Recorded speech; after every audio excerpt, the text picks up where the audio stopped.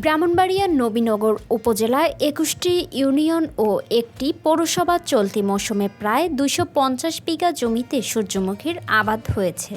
ভোজ্য তেলের চাহিদা বৃদ্ধি ও কৃষকদের লাভজনক বিকল্প ফসলের দিকে আগ্রহী করতে সরকারের প্রণোদনা ও কৃষি বিভাগের উদ্যোগে এ আবাদ বাড়ছে। উপজেলার কৃষি সম্প্রসারণ অধিদপ্তর জানায়, কৃষকদের প্রশিক্ষণ, উন্নত বীজ, সার এবং কারিগরি সহায়তার মাধ্যমে সূর্যমুখী চাষে উৎসাহ দেওয়া হচ্ছে। সূর্যমুখীর বীজে প্রায় ৪০% তেল থাকে এবং সঠিক পরিচর্যার বিঘা প্রতি ৪ থেকে ৫ মণ ফলন পাওয়া সম্ভব। সরজমিনে দেখা গেছে লাউর ফতেহপুর, ইব্রাহিমপুর, পীরগাঁও ও নাটগড় ইউনিয়নের মাঠ জুড়ে হলুদ সূর্যমুখী ফুল ফুটে মনোরম দৃশ্য তৈরি করছে। নবীনগর পৌরসভার কৃষক আব্দুল মান্নান জানান, ধানের বিকল্প হিসেবে তিনি প্রথমবার সূর্যমুখীর আবাদ করছেন। জমি আছে ৩ বিঘা।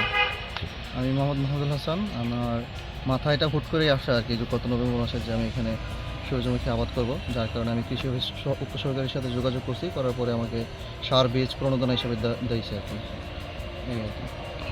হয় তাহলে আগামী বছর কৃষি যার উপসহকারীর সাথে যোগাযোগ করে বীজ সার নিতে পারেন।